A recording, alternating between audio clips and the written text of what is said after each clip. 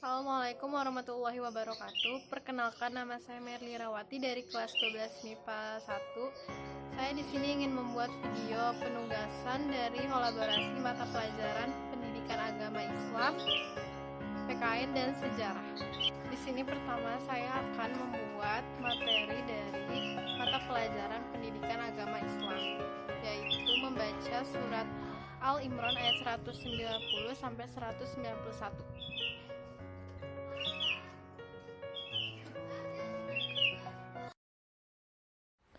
A'udzubillahiminasyaitonirrajim. Bismillahirrahmanirrahim.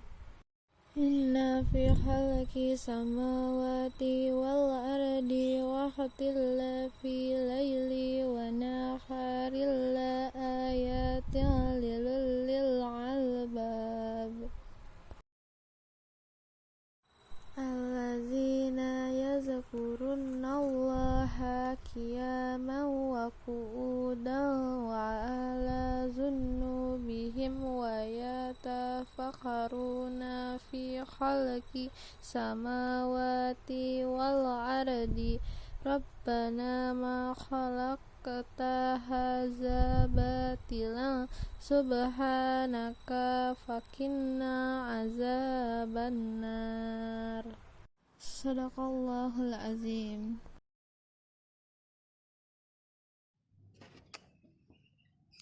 Selanjutnya saya akan membacakan terjemahan arti dari surat Al-Imran ayat 190 sampai 191. Artinya, sesungguhnya dalam penciptaan langit dan bumi dan silih bergantinya malam dan siang terdapat tanda-tanda bagi orang-orang yang berakal,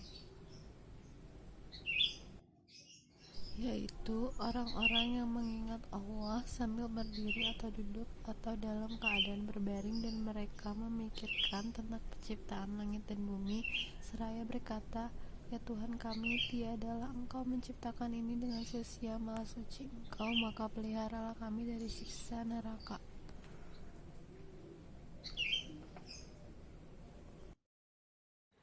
Ayat yang baru saya bacakan tadi yaitu tentang ilmu pengetahuan dan teknologi.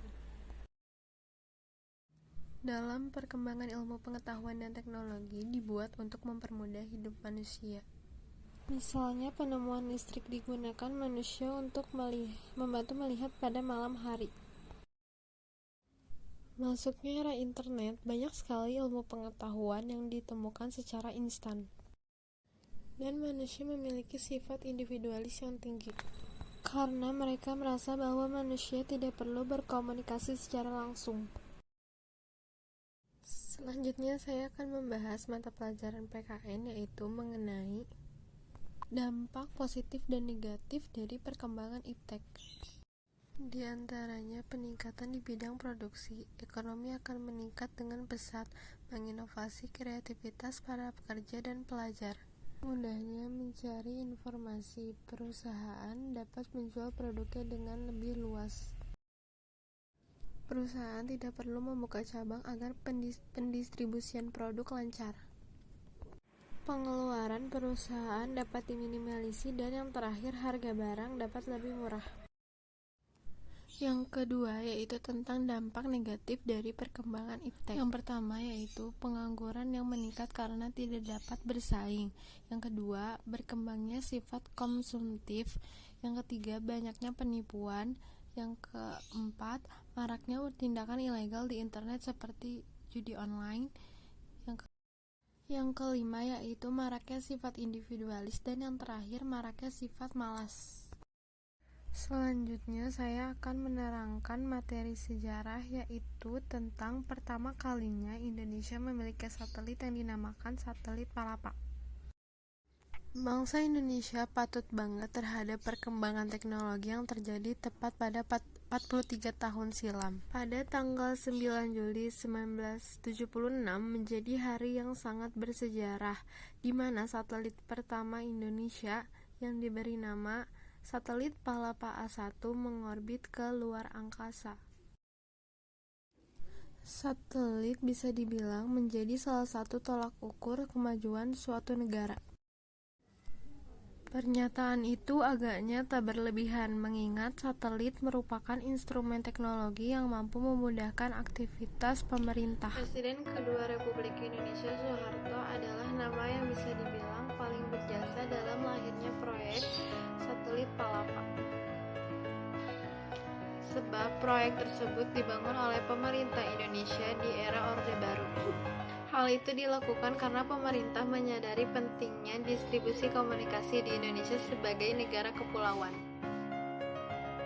Mengutip dari berbagai sumber, Indonesia merupakan negara pertama di Asia yang mengoperasikan sistem komunikasi satelit domestik atau disingkat SKSD. Sekaligus negara ketiga di dunia setelah Amerika Serikat dan Kanada, sehingga Indonesia termasuk negara yang dipandang karena kemajuannya ketika itu. Satelit Palapa 1 menggunakan teknologi yang sama dengan satelit Anik dan Western milik Kanada dan Amerika. Proyek satelit ini mampu diselesaikan dalam waktu 17 bulan saja. Satelit yang dirancang oleh humas asal Amerika ini dapat menjangkau seluruh wilayah Indonesia.